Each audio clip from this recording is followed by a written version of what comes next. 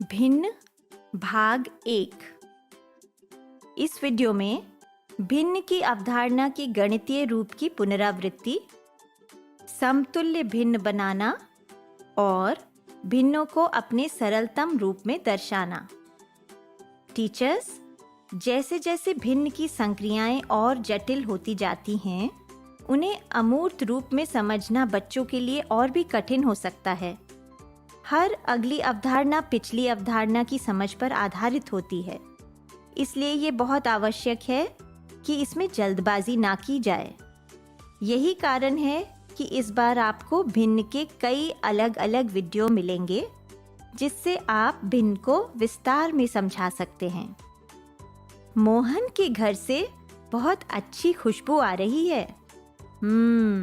लगता है आज माँ ने मोहन थाल बनाया है। मोहन अपनी 2 बहनों के साथ इंतजार में है कि कब मिठाई के टुकड़े कटेंगे और उनको मिलेंगे। मिठाई ठंडी होते ही माँ ने उसके बिल्कुल बराबर बराबर 12 टुकड़े काटकर उन तीनों को एक एक टुकड़ा दे दिया। कुल टुकड़े हैं 12। आपको याद है ना कि भिन्न के कुल भागों को हर कहते हैं और इसे भिन्न रेखा के नीचे लिखते हैं, और जितने हिस्सों की बात हो रही है या जिनके बारे में पूछा गया है उन्हें अंश कहते हैं। अंश को हम भिन्न रेखा के ऊपर लिखते हैं। तो यहाँ पर खाए गए टुकड़ों का भिन्न होगा 3/12 और बचे हुए टुकड़ों का भिन्न हुआ 9/12। और इन दोनों भिन्नों को यदि हम जोड़ दें तो हो गया 3/12 प्लस 9/12 बराबर 12/12, या मिठाई के 12 टुकड़ों वाली पूरी एक ट्रे। अब एक मिठाई के टुकड़े से तो बच्चों का मन भरा नहीं, तो उन तीनों ने एक एक टुकड़ा और मांग लिया। यानी अब 12 में से 6 टुकड़े बच्चों के पेट में गए। यहाँ पर खाए गए टुकड़ों का भिन्न हो गया 6/12 और बचे हुए टुकड़ों का भिन्न भी 6/12। और जब हम इन्हें जोड़ के देखेंगे तो हमें पता चल जाएगा कि ट्रे में मिठाई के कितने कुल टुकड़े थे, है ना? तो 6/12 प्लस 6/12 बराबर 12/12, जो हो गई मिठाई की पूरी एक ट्रे। यानी 12/12 बराबर 1 हुआ ना। इसी प्रकार किसी भी भिन्न में अंश और हर जब बराबर होते हैं तो उसका मान होता है 1। भाई, जब भिन्न के सारे भाग मिल गए तो पूरा एक समूह या पूरी एक इकाई हो गई ना। 5/5 बराबर 1, 8/8 बराबर 1, 28/28 बराबर 1, या चाहे 100/100 बराबर 1। अच्छा, अब एक और चीज देखिए। यह जो 12 में से 3 टुकड़े खाए गए, इसे हम 12 का 1/4 भाग भी कह सकते हैं। और जो 12 में से 6 टुकड़े खाए गए, उन्हें हम 12 का आधा भाग भी कह सकते हैं। और अगर 9 टुकड़े खाए गए होते तो उसे हम 12 का 3/4 भाग भी कह सकते हैं। यानी 3/12 बराबर 1/4, 6/12 बराबर 1/2 और 9/12 बराबर 3/4। इस प्रकार के भिन्नों को हम समतुल्य भिन्न कहते हैं। यह भिन्न देखने में चाहे अलग अलग लगते हों, पर इनका मान एक ही होता है। अब यदि आपसे पूछा जाए कि 1/4 के समतुल्य भिन्न लिखो, तो आप इसे कैसे करेंगे? सबसे पहले आप 1/4 के अंश और हर को 2 से गुणा करेंगे।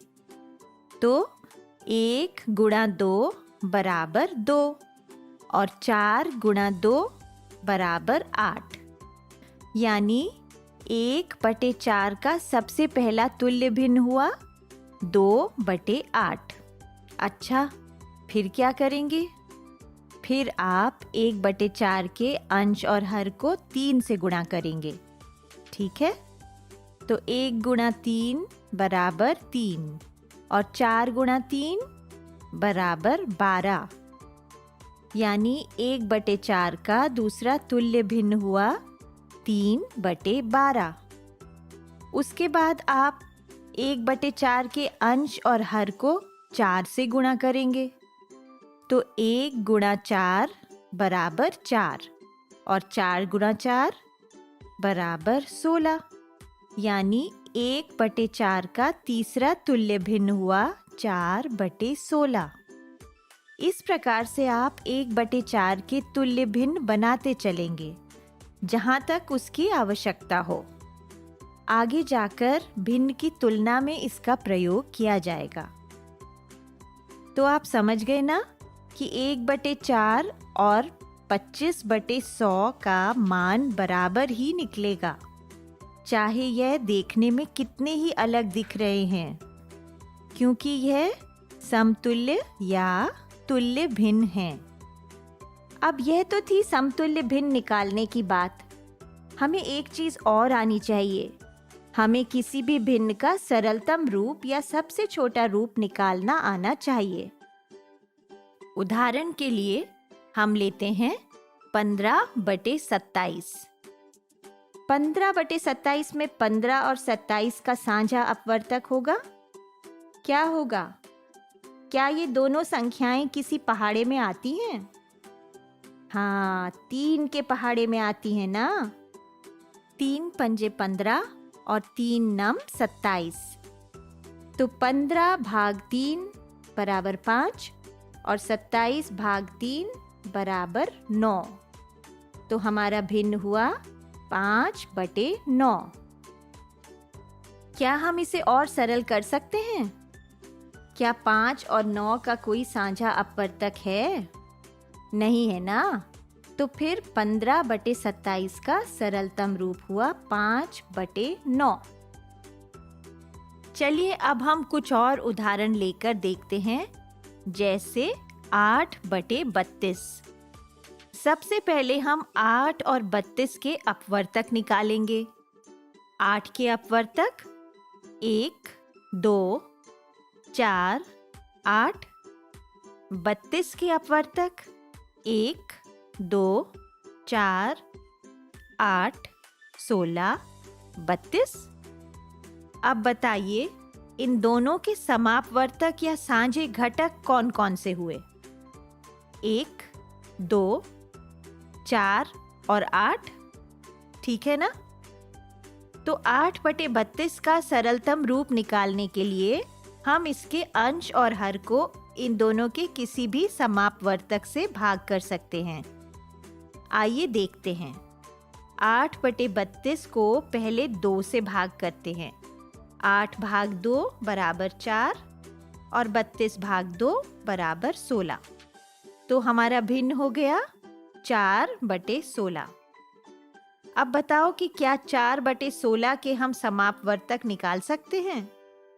बिल्कुल। 4 और 16 के समापवर्तक हुए 2 और 4। ठीक है ना। तो अब हम 4/16 को 2 या 4 किसी से भी भाग कर सकते हैं। इसे 2 से भाग करने पर हमें मिला 2/8 और 4 से भाग करने पर मिला 1/4। 1/4 को हम और सरल नहीं कर सकते, क्योंकि 1 और 4 का कोई समापवर्तक नहीं है। तो बच्चों, क्या हम 2/8 के समापवर्तक निकाल सकते हैं? निकाल सकते हैं ना। 2 और 8 का समापवर्तक हुआ 2। 2 से भाग देने पर हमें भिन्न मिला 1/4। 8/32 का सरलतम रूप निकालने के लिए अब हमें इसे 4 से भाग करना होगा। 8 भाग 4 बराबर 2 और 32 भाग 4 बराबर 8। तो हमारा भिन्न हुआ 2/8। अब क्या 2/8 के हम समापवर्तक निकाल सकते हैं? 2 और 8 का समापवर्तक हुआ 2। ठीक है ना। और इसे 2 से भाग करने पर मिला 1/4। 1/4 को हम और सरल नहीं कर सकते क्योंकि 1 और 4 का कोई समापवर्तक नहीं है। समझ में आया आपको? हम 8/32 को सीधे सीधे उसके अंश और हर के सबसे बड़े समापवर्तक 8 से भी भाग कर सकते हैं। 8 भाग 8 बराबर 1 और 32 भाग 8 बराबर 4। क्या मिला? 1/4। तो बस 8/32 का सरलतम भिन्न हो गया 1/4। एक ही चीज आपको अच्छी तरह से आनी होगी, वो है पहाड़े। हाँ, अब तो याद करने ही पड़ेंगे क्योंकि उनकी अब बहुत आवश्यकता पड़ने वाली है। आपको ये वीडियो देखकर मजा आया ना? अगर आप इस वीडियो से संबंधित अन्य संसाधन जैसे कि अन्य वीडियो, गतिविधियां, क्विज इत्यादि देखना चाहते हैं तो अभी डाउनलोड करें संपर्क स्मार्ट शाला मोबाइल एप्लीकेशन। और हाँ, अगर आपको ये वीडियो अच्छा लगा हो तो इसे जरूर लाइक करें। और भी नए नए वीडियोस देखने के लिए सब्सक्राइब बटन पर क्लिक करना न भूलें। मिलते हैं बहुत जल्द YouTube और संपर्क स्मार्ट शाला ऐप पर।